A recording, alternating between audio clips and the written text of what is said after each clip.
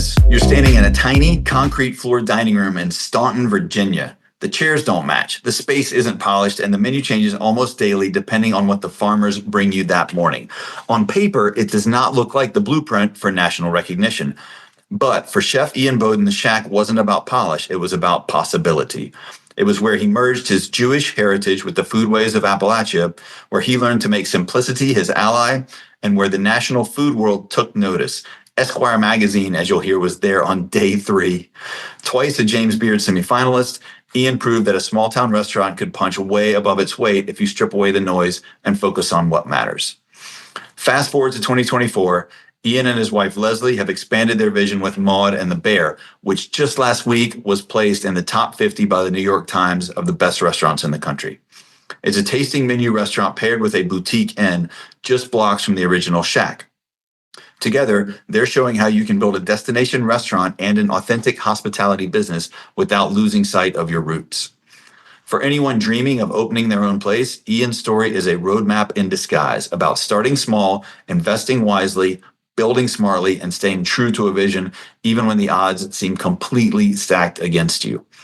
Today on the Restaurant Incubator, we will dig into how Ian built his restaurant step by step, what he learned from failure and reinvention, and how future chefs and restaurateurs can save themselves time and money by applying the lessons he's lived.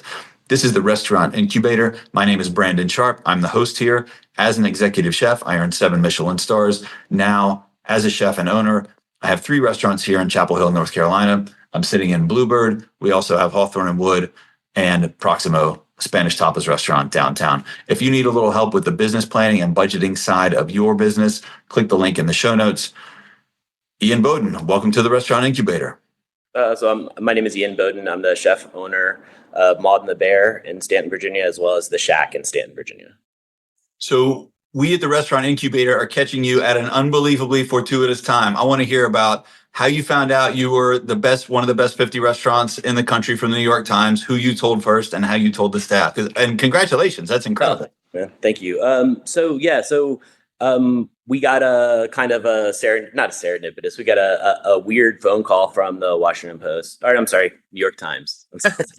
Sorry. Post was next week. Yeah. Times was last week. Yeah. No. So we got a call from the New York Times, just asking for images, and then a couple of weeks later, we got another call for a fact check. And speaking with our PR company, they were saying that they have a couple friends and clients that got the same call, and we know that list comes out about this time every year, so we kind of made the assumption, but obviously, I don't believe anything until I actually see it.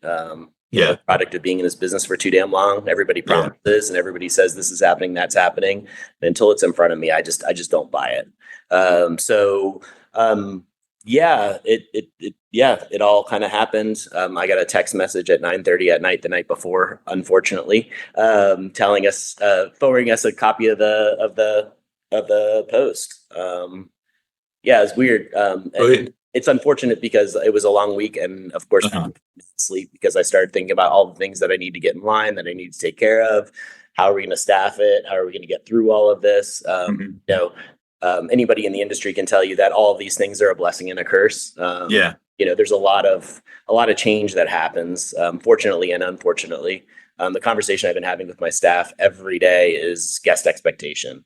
And for me, I try not to worry too much about guest expectation in general. I feel like if we do what I know we're capable of, if my staff tries every day to do better than they did the day before, if we keep on pushing ourselves every day, it really doesn't fucking matter what the guest expectation is. It just doesn't. Restaurants are not for everybody. Every restaurant isn't for every person, and it's not supposed to be that way. Running a tasting menu restaurant in particular, people have very solid ideas of what they think it should be. It doesn't always align with what we do. So there's always that push-pull. So like I said, as long as we're focusing on what we do, focus on what's happening in our dining room, in our kitchen, and making sure our staff is in a good place, the rest doesn't really matter.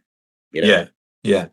Well, y'all are in, I mean, semi-rural or rural Virginia. So, and you're running a tasting menu restaurant. How do you balance? So, in your messages to the staff, how do you balance educating the guests versus, just here's what we do and we hope you like it. That can be a fine balance for a staff to achieve when you may have guests that, maybe locals don't know as much about cuisine as some who are coming from treating you as a destination restaurant. Yeah. So, I mean, you know, honestly, because of COVID, we had a huge exodus from DC, Northern Virginia, Uh-huh. into this area. Now, of course, the locals don't love that, and sometimes I don't either. But Yeah. it is good for our businesses. Uh-huh. So, I mean, how do we balance it? It's not something we can control, man. I mean, Mhm. honestly, the more education that I do with my staff, the better the experience is for the guest. And so that's really what we focus on. I mean, I know it's counterintuitive to a lot of people who aren't familiar with this industry, but all of my energy goes into my staff. It does not go into the guests. Mhm. That goes back to that expectation, man. As long as we're doing the best we can, I mean, the education happens if the guest wants it. With the Shack too, it's always been yeah, we do all of these things. Yes, we focus on local producers. We don't call ourselves a farm to table restaurant. It's shit's all washed out. It doesn't mean anything. Yeah. Yeah. We have a story for every dish. We have a story for every ingredient. And if you want to hear it, we all know it. Right. If Yeah. you don't want to hear it, you can just sit down and have a meal and enjoy yourself. The biggest thing with the tasting menu is trying to get the guests to understand that, like, you just need to submit. Right. And I don't mean that in a negative way. I mean, Right. all you have to do is sit back and enjoy yourself. There's very few decisions to make. Most of your decisions have been made before you even came to the restaurant. So just relax and let us do our thing. And we hope you enjoy it. And if you don't, that's okay too. I've had that conversations with guests and emails and face to face once or twice where they want to tell me why we're not good or why our experience wasn't good. And I'm like, I'm that's great. Food is just like art or music or anything else. It's all subjective. And everybody's not going to love us, and that's okay. Like I'm at this point in my career, and this point in my life, I'm totally okay with that. And I think, as a restaurant owner and chef, just as a chef, really as a cook, even, you gotta at some point come to terms with that like you're just not going to be for everybody. If you don't, the anxiety will definitely take over. Yeah, that's absolutely right, and that's a lesson that I'm still learning and still grinds at me when I'm reading the Resi reviews that come in the next day. And it's, well, Yeah. should we respond to this person, or is it clear that we are just not the right restaurant for them? Correct. And it's a hard sometimes- thing to figure out sometimes. Yeah. But, I mean, for the most part, well, my wife's my business partner now at Maud and the Bear. At the Shack, it's just mine. And so I let her get angry now. I spend enough time thinking about that stuff, man. She reads all the peer review site shit. I don't touch any of that, man. The only things I read are written by professionals, or we use Talk. So any Talk feedback I read. And yeah, so every once in a while I will respond to something. There was an issue the other night for a large table. And, they wrote this long ass thing about how we did everything wrong. And, the truth is that they did everything wrong. They didn't read any of the information. They didn't read our FAQs. They were pre-theater and came late and all of these things, right? And they put it all on us.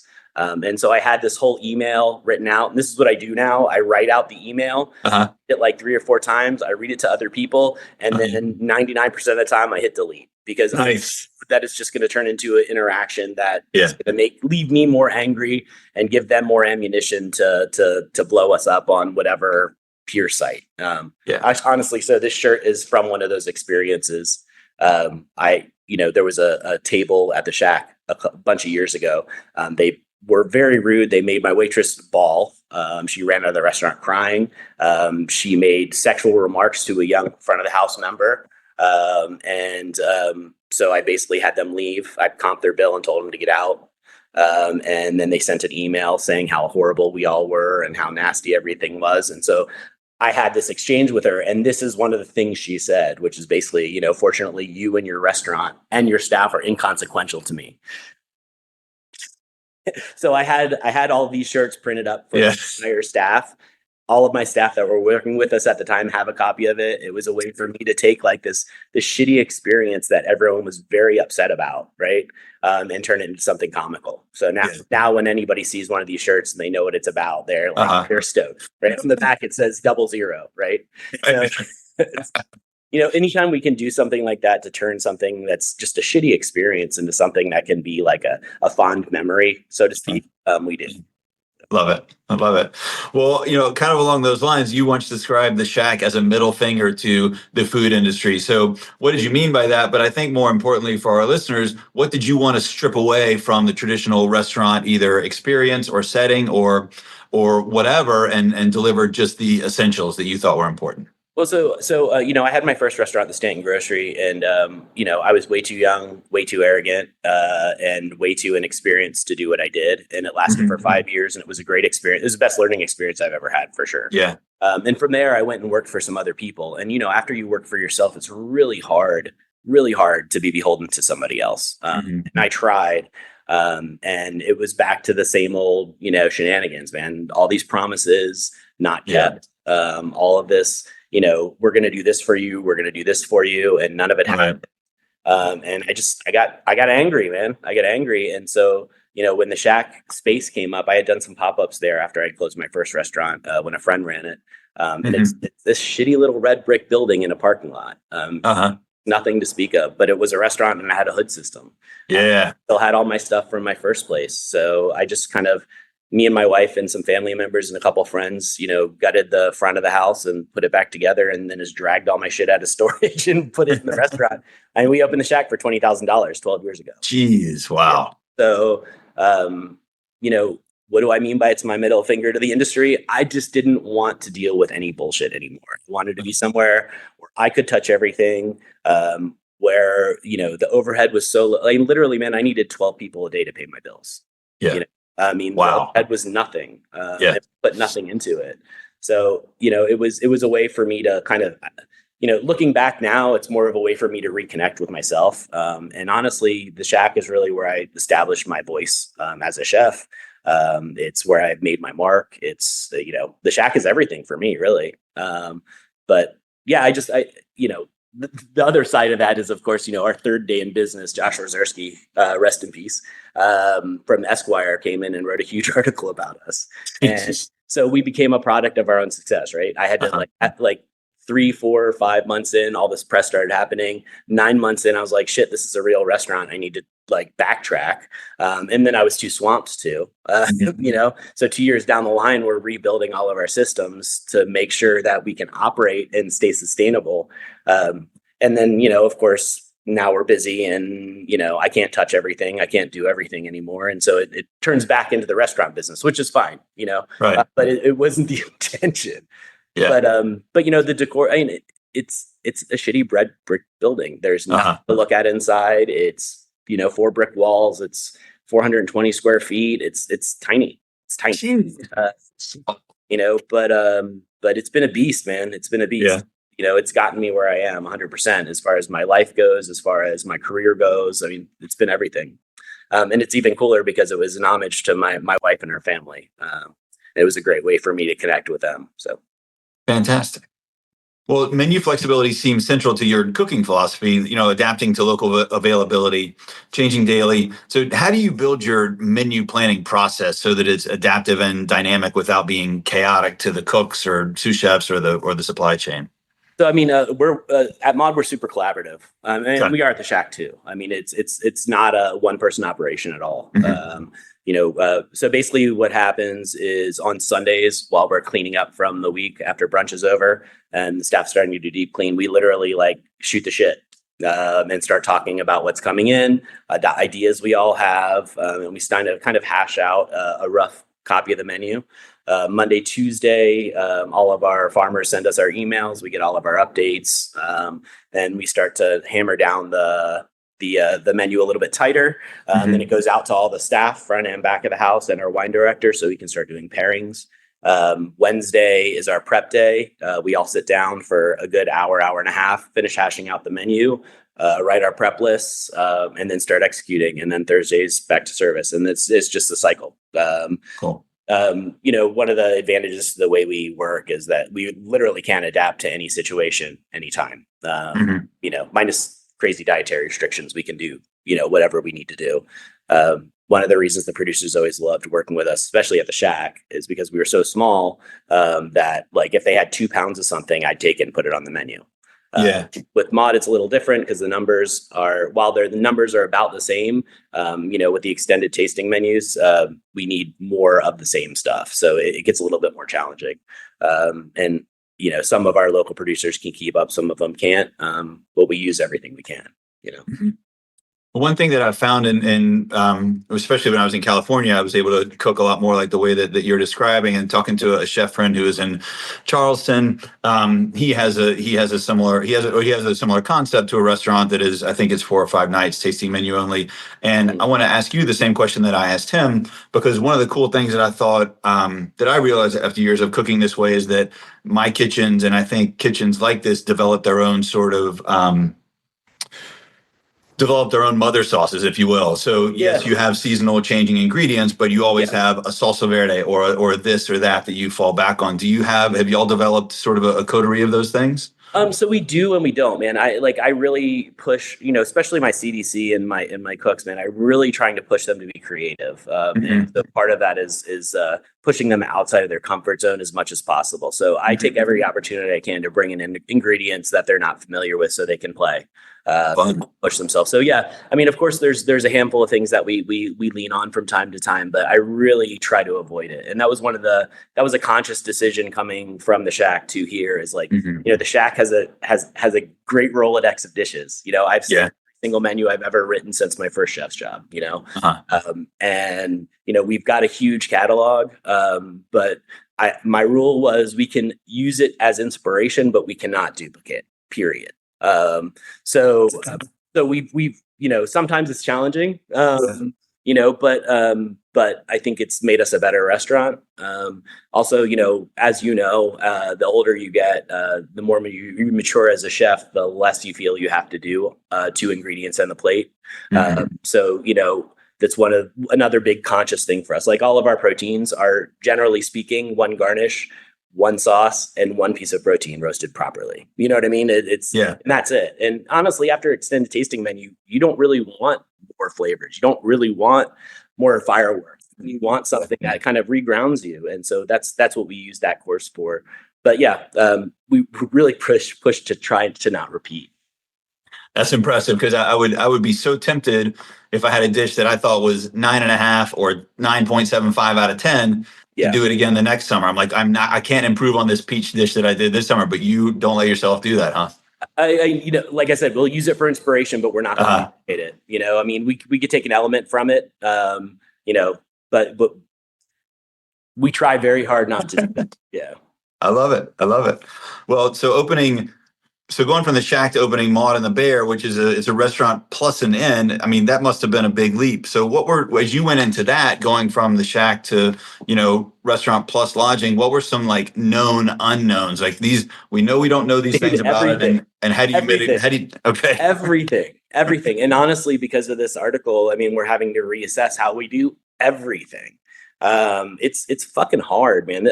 First off, I have to give my wife all the credit and blame for the inn. This is something that I did not want to do. Like, legitimately, like, I fought her on this for 6 years. Yeah. And finally I conceded. I was like, I'm about 50. I've got one more big crazy leap in me. I guess we might as well do it. And so we did. And it was a fucking nightmare getting it opened.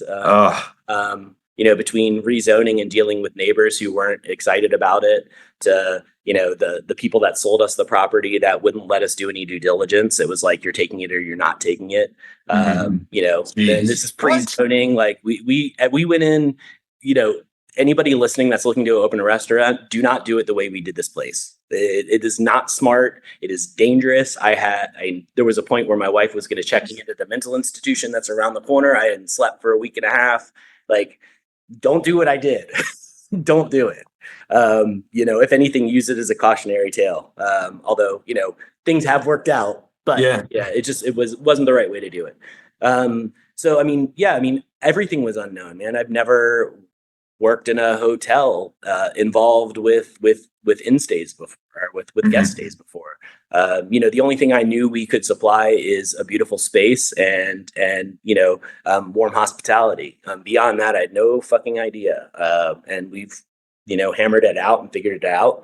But now with this, we take reservations 3 months in advance for both dining and the inn. And because of our tiny size, there is no software that will work together in symbiosis for us, right? So we have 2 different reservation systems to manage, and there's no crossover. So basically, anybody who books a room has to book dinner separately, right?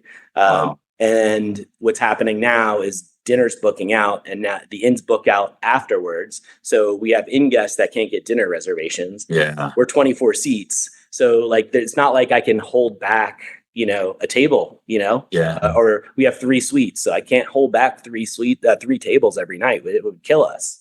Right. So trying to figure that out, trying to figure out how the pacing is going to work. It's like a whole new set of issues. It's like opening all over again. And then, also that lists, articles, all that stuff, it's all a flash in the pan, right? So we're going to have this huge, for the next 3 months, we are inundated. We're basically fully booked in both the inn and the restaurant for the next 3 months. And that'll probably finish up by the end of the year, right? After New Year's, it's going to die just like it does for everybody, right? Yeah. And then we're going to go back to doing the numbers we were doing pre-article, and then the news cycle starts again, and somebody else is going to be the new hot shit, right? And so how do we temporarily, deal with this situation without, spending all of our money and preparing for slow season, which is what I normally do, right? Yeah. So it's like opening all over again. It's crazy. Whew. Yeah. That sounds so. I don't want to open old wounds, but for our no, you're good. It's the focus of this show. I want to tease out some more of the hurdles that you had to get over in the opening process. Was it mostly around the fact that you were opening lodging, or you were in an old historic building, or the that caused all the issues? I'm sorry. That caused all the issues? Yeah. All of the above. Okay. Yeah. I mean, it's a 125-year-old home that we are, right now I'm sitting in our, we have a detached cottage. I'm sitting there doing this because we have someone right now replacing the ceilings in our dining room because it's, 120-year-old plaster that's literally about to fall onto our dining guests. So wow. We're fixing that right today and tomorrow. It's everything. Okay. It's everything. The zoning was probably the first. Well, the first hurdle was actually the people we bought. The second was the rezoning, and then because of the rezoning, the community has a right to speak on any rezoning done in the neighborhood. And our neighbors were not friendly to us at all. Things have changed since, but they made us question who we are, what we're doing, and why we're doing what we're doing. And when I got up in front of the city council to speak, I was like, we don't have to do this. We don't. The Shack is successful. We're fine financially. We're staffed over there, so I can take a step back. I don't have to work as much. My wife's happy. We're spending time together. Everything is fine. We don't have to do this, but we're doing it for our community. We're doing it for our producers. We're doing it for our staff. This is good for our community. And they just shat on me for it. But we got through it. The city council voted almost unanimously to pass the rezoning. The only person who voted against us was the mayor. And I'm pretty sure the mayor did it because he's part of the Good Old Boy Network and wanted to show his friends that he was for keeping Stanton the way Stanton's been. Right. And of course I'm an outsider. So, I've only been here for 20 years. So you're not a local yet. I'm not a local. I'll never be a local. I married a local girl and I'm not a local. Yeah. Oh my God. 20 years. Yeah. So, I mean, it was painful, man. It was painful. And then the build out, running out of money several times and trying to figure out how that was going to work. Luckily I had a consulting job in DC that I was going back and forth to that floated us. It was not fun. And it didn't last for a short period of time. Right. In grand scheme of things, it was quick. We closed on the house in June of 23, and we opened the restaurant April of 24. So, nice. Just under a year, but Man, it felt like 10 years. Jeez. Felt like a lifetime. Okay. Now it feels like a lifetime ago. Yeah. I'm sure. We do our daily thing and we forget, all the shit that we had to deal with. So. Yeah. No, I know. Yeah. And then you start saying, hey, well, maybe we will do it again. I don't remember how bad it hurt. I will not be involved in another project if I have to, one, put any money into it, or B, have to be there all the time. Just like if I had if someone wanted to pull me in as a partner, cool, but don't ask for a penny. And I better get a paycheck. That's it. Yeah. I'm done with the rest. Those are good parameters to set for sure, especially after the first two. Yeah. Well, so staffing restaurants in a rural valley, I'm sure it comes with its own challenges. And you've talked about labor shortages and post-pandemic pivots, staff retention. So what concrete strategies have you implemented to attract and keep talent? What advice would you offer to others who are not in an urban center with a, broad, deep talent pool? Man, it's really hard. It's still really hard. I don't think there's a good strategy for hiring anymore. I think it's an unfortunate thing, but the talent pool is not what it was when we were coming up. There is talent out there that's just harder to find them because there's a hell of a lot more restaurants than there used to be. And attracting people to rural areas is not easy. I mean, I'm in a constant state of hiring between the two restaurants. Front of the house wise, I've been very lucky. We just had a big switch over in the front of the house. But when we opened Maud, my newest staff member in the front had been with me for almost 4 years. My oldest staff member has been with me for almost 20 years. Front of the house has never been as much of an issue. Although front of the house staff for a restaurant like this in an area like this is pretty challenging. Most of them had never really knew what a tasting menu was. They thought they did, but most of them didn't know what a tasting menu was. So teaching them how to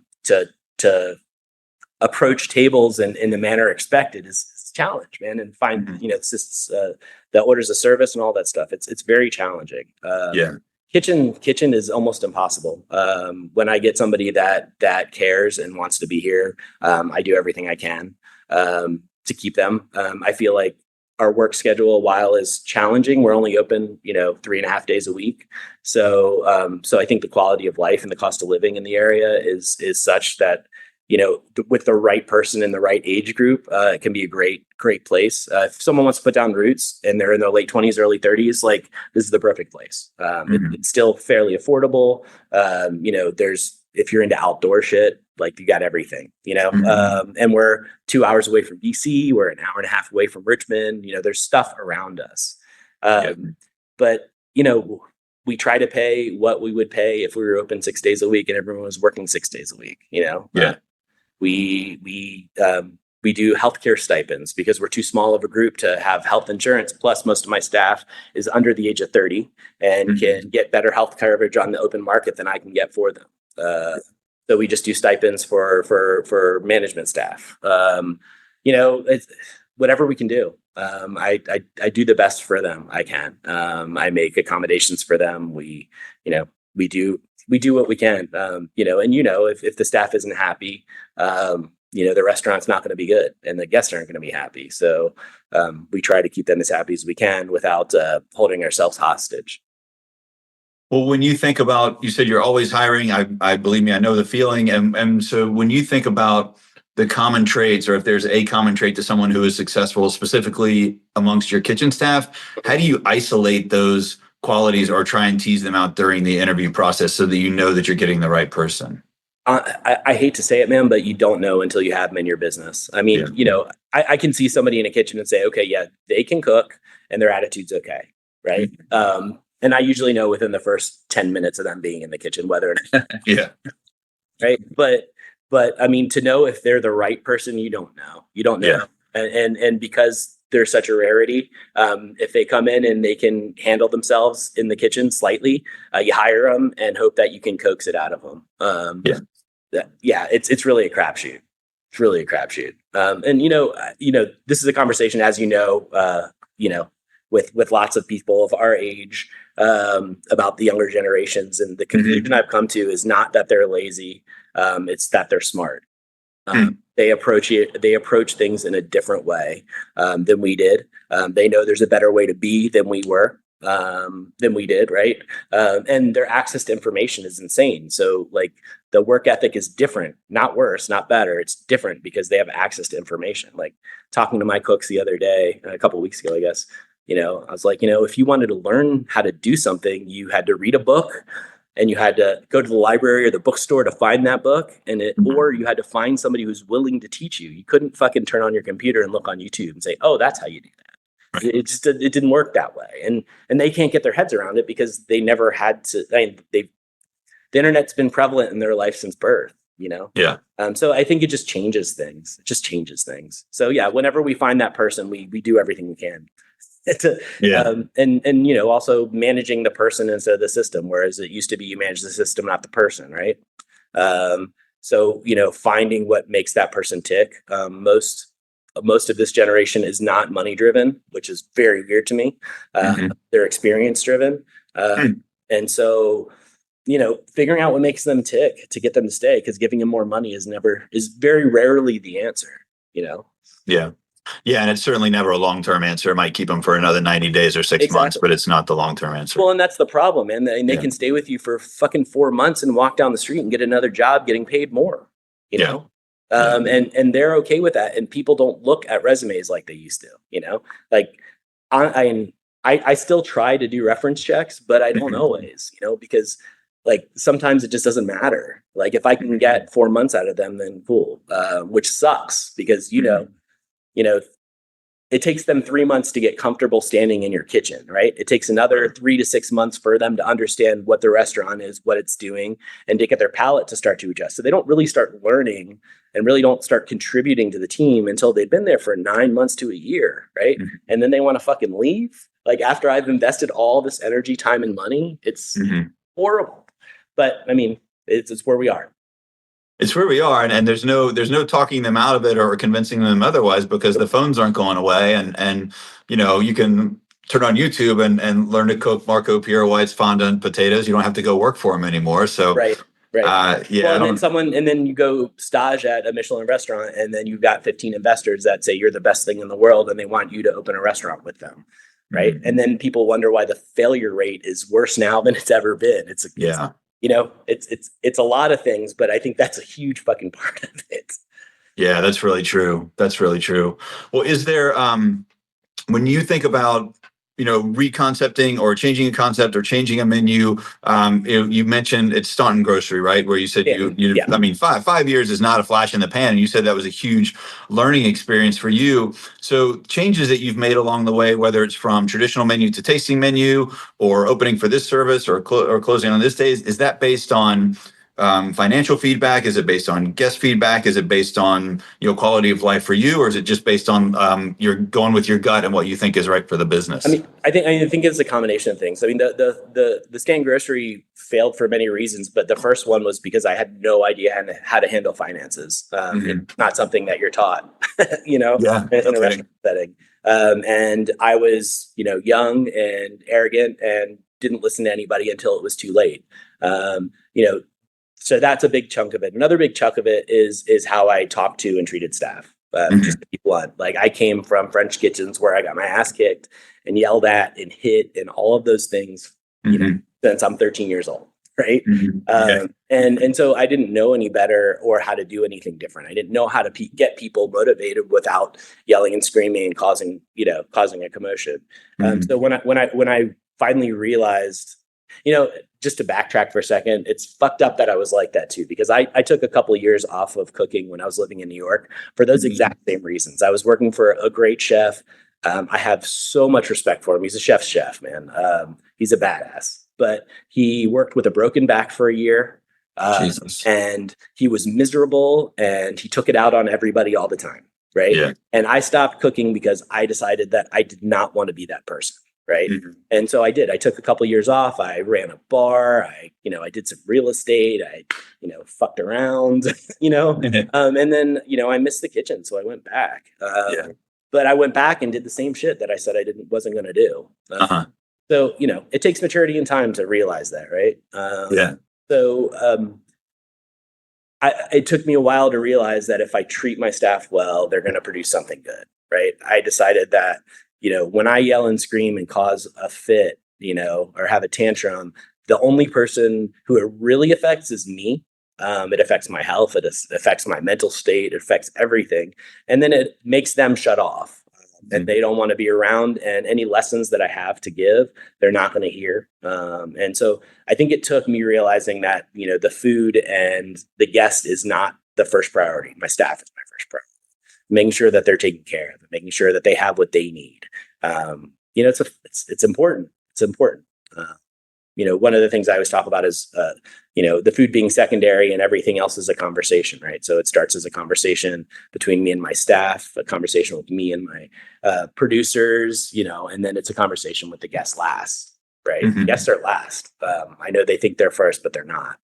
And that's okay. Like they need to feel like they're first, but they're not. They're just not. And once I started to realize that, I think that's when everything started to change. Okay. All right. Well, I was lucky enough the hotel that I worked in, surrounded by great HR director, great sales director, great general manager, great director of finance. And so I was able to, that's really where I learned about administration, especially if the finance part of things. It sounds like you definitely learned it from the School of Hard Knocks by learning by mistakes. And then, so how do you handle it now? What do you keep in house and what do you outsource? It's anxiety, man. No, I mean, I destroyed our finances in the first place. And so I know where every penny is every day, period. I do have a bookkeeper and I do have an accountant, right? So my bookkeeper comes in and sits with me on our admin day and we do all the books together. I watch everything he does. Still have to sign off on everything. My accountant takes care of our taxes, same thing. I have to sign off everything. Our accountant does all our book reconciliation. So, everything's double, triple checked. And I just need to know where every penny is. And I'm, the anxiety keeps me with a nice little cushion. So my first response when we have a good week is not to go spend money. It's okay. We're going to pay this off. And then we're going to put this in the savings account because like I said, January, February, March, gonna fucking suck. Let's make sure that we're not laying anybody off. Let's make sure we can still take care of our staff. Let's make sure that me and my wife can still pay our mortgage payment. That's what we do. That's what we do. So anxiety keeps me in line, to be honest. Yeah. Well, when it came to drawing up the budget for the inn plus the restaurant, did y'all have a template or a model that you started from, or did you just never do what I did? Okay. Never do what I did. Did I? No. Did I have rough sketches? Yeah. I knew what we needed to do. To be blunt, man, I thought the Shack was a flash. I thought the Shack was like a unicorn. I really did. I thought that like I had just hit it right. And that all the stars aligned and it worked, in spite of me. And so there was a lot of fear for me opening another restaurant, which is why I fought my wife on this so hard for so long. It scared me to death. Like, we worked our asses off to get where we were, and I wasn't really up for losing it. We spent every penny we had on this place. But it's working, right? So it must not be a unicorn, right? It must be we're doing something. It's a pattern. Right. I mean, we don't owe anybody any money. Like paid for everything in cash. We've done it all, right? But that's a good feeling. Yeah. It feels fucking awesome. I mean, I could close the doors today, pay off, the little bit, we pay all of our vendors every week, regardless. We pay every bill the week it comes in. That's all experience from me failing miserably. Right. There's no debt hanging over our heads at all. So if we needed to close tomorrow, we could pay our staff their wages for this past week. I could give them all a little bit extra. We could sell our property and be done. And be no worse for wear. Right. So did we have a business plan? Absolutely not. Did I know more or less what we need to do? Yes. Like I said, it was stupid. It was stupid. Like no one should operate like we did. No one should open a restaurant like the way we did it. They just shouldn't. But I knew how much we were charging for the rooms. I knew that if we booked 3 to 5 rooms a week, we could pay our mortgage payment. I knew that if we did, 1 turn a night, in the dining room, we'd be able to cover all of our expenses, all of our overhead, all of our fixed costs, make sure our payroll was paid and have enough money left over to buy product for the next week. And, that shoestring, ingenuity thing came from working at the Shack, from having the Shack. Opening with literally no money. I mean, I think we had $500 when I opened. By the time we put the 20,000 in, it was okay. We got $500 left in the account to buy product, and we're opening tomorrow. It was. I mean, just go. I'm a firm believer in you make shit happen. Yeah. Just make shit happen. There's when there's no option, when you're hungry, you just make shit happen. More restaurants fail with people that have deep pockets than people that shoestring it together, right?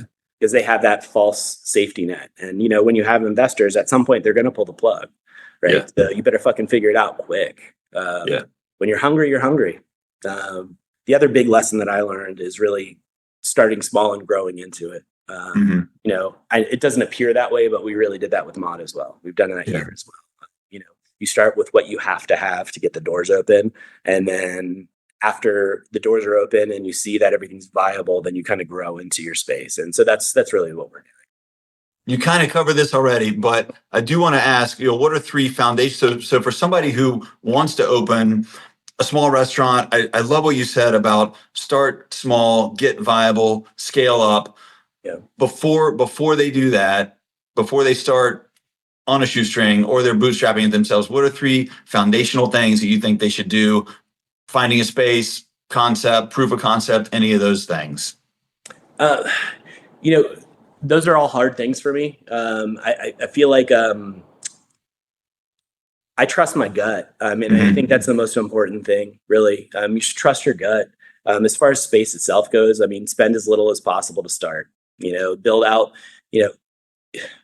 I don't know, man. There's so many variables. What kind of restaurant are you opening? If you're opening something that's fast casual, the set of principles is drastically different. If you're opening Mod and the Bear, it's something totally different as well.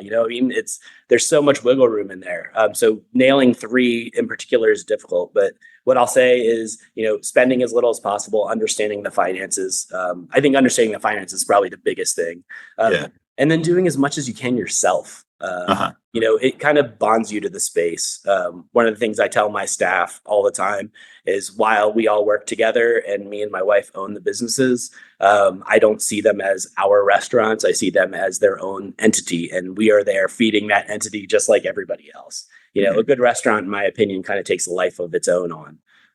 And so in the long run, we're all just there, supporting that beast, giving the restaurant legs and putting yourself into it, I think is just, it's everything. It's everything. Yeah, no, I don't know if that answers your questions, but no, that's great. I love it. It's straight. It's straight from the gut. It's honest, and it is that mentality. And you said it not in these words, but you said it earlier. Like there's something about having your back against the wall or being backed into a corner where failure is just not an option. And you have to succeed. You have to move forward. Otherwise, the bank has a lien on your house or whatever it is. And I think you're right about having, big restaurants with, millionaire, billionaire investors who, it might work, it might not. I think there is a higher failure rate among those. Well, and it doesn't mean anything to them. It's not personal. I don't care if they say it's personal. It's not fucking personal, right? It's personal when you're in there every day. It's personal when your hands are touching everything. It's personal when your ass is on the line. When there's somebody who doesn't worry about losing $1 million today, like what the fuck do they know? They offer something 100%. I don't mean it like completely dismissively, but partially I do. Like, what do you know? What do you know? They're just not going to fight. They're not going to fight. Not over pocket change to them. For me, $100,000 is a hell of a lot of money, and I'll fight tooth and nail to have that $100,000. Especially if it means feeding my family and paying the bills. So yeah. 100%. Chef, congratulations again on the top 50. I hope the ceiling comes out nice. Thank you, brother. I appreciate that. All right. Take care. Thanks so much for joining me today. You too, man. Take care, brother. All right. Bye. that was my conversation with Ian Boden of The Shack and Maud and the Bear, both in Staunton, spelled Staunton, pronounced Stanton, in Virginia, rural Virginia. Go see him if you can get a table. Good luck with that. If you enjoyed this episode, please forward it to 2 friends who have a bright, shining future in the restaurant industry. And also, whether you're on Apple, Spotify, iHeartRadio, or some other podcast platform, give us 5 stars. That's the only way that this program spreads. Thank you. Stay humble. Stay hungry.